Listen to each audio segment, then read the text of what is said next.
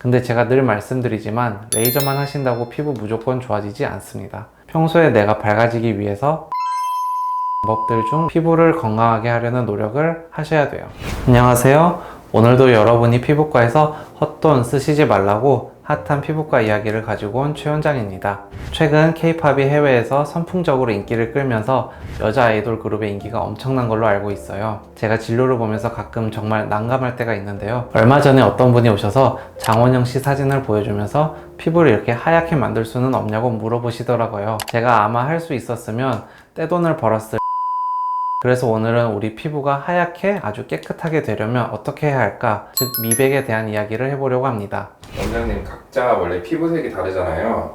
피부과를 다니거나 집에서 관리를 잘하면 하얗게 바뀔 수도 있나요? 일단은 이렇게 말씀드릴게요. 유전적인 측면에서 피부는 사람의 키랑 비슷한 부분이 있어요. 키가 유전에 의해서 거의 결정이 되잖아요. 근데 태어났을 때부터 당신의 키는 160입니다. 170입니다. 이렇게 정해지는 것이 아니라 보통 범위가 정해진다고 하죠. 유전적으로 일정 범위 내에서 내가 노력으로 갈 수 있는 최대치가 정해져 있다.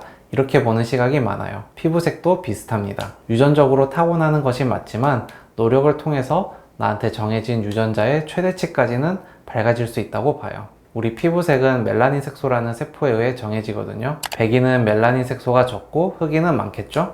그럼 결국 이 멜라닌 색소가 줄어들면 피부도 하얗게 되겠죠. 쉽게 설명드리면 우리 몸의 멜라닌 색소는 피부 속에 있는 멜라노사이트라는 곳에서 만들어지는데요. 이 멜라노사이트에서 색소를 만드는 양이 적으면 하얗고 많으면 상대적으로 피부가 어두워지는데 이 멜라노사이트의 활발함의 정도가 태어났을 때 어느 정도 정해진다는 거죠. 원장님, 그럼 제가 어디까지 하얗게 될 수 있는지는 어떻게 알 수 있어요? 정확한 건 사실 알 수 없지만 정말 쉽게 대략적으로 알 수 있는 방법이 있어요. 바로 여러분의 속살을 확인해 보는 겁니다. 어때요? 햇빛을 거의 안 보는 여러분의 속살과 여러분의 얼굴색이 같나요? 당연히 다르겠죠? 정말 어렵더라도 최대 그 정도까지는 노력으로 갈 수 있다. 이렇게 생각하시면 될 것 같아요. 원장님, 그럼 피부가 하얗게 되려면 뭘 해야 돼요? 일단 미백에 도움이 되는 바르는 제품들이 있어요. 대표적으로 여러분들이 많이 들어보신 것들이 나이아신아마이드, 비타민C, 스티바 A, 도미나 크림, 멜라논 크림 등등이 있을 거예요.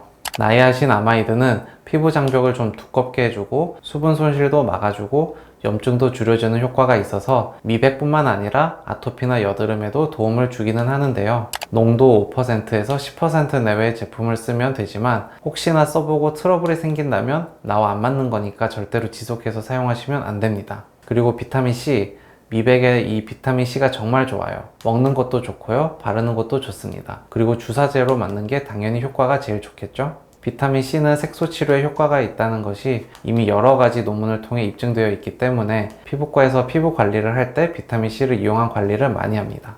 스티바 A는 직접적으로 멜라닌 세포에 어떤 영향을 주는 건 아니지만 피부의 턴오버를 빠르게 해줘서 멜라닌 세포가 밖으로 배출되게 도와주는 역할을 하고요. 도미나 크림, 멜라논 크림은 색소와 관련된 전문 의약품이니까 부작용을 주의해서 쓴다면 당연히 도움이 되겠죠? 그리고 최근 글루타치온이라고 먹는 제품 홍보가 엄청 많이 보이던데 태국에서 발표된 리뷰 저널이 글루타치온 논문을 분석한 게 있거든요. 효과가 있다고는 나오는데 하루에 500mg은 복용해야 효과가 있고 제가 보기에는 좀 약하지 않은가 싶어요. 그냥 자외선 차단만 잘해주면 안 먹어도 되는 정도로 보여서 비용 대비 큰 효과가 있을까 싶기는 합니다. 이게 멜라닌 활성도를 떨어뜨려주는 성분인데 차라리 글루타치온은 주사제 시술을 받으시는 게 고농도로 몸에 직접적으로 들어오니까 좀 더 효과가 좋을 것 같다는 게 제 생각이에요.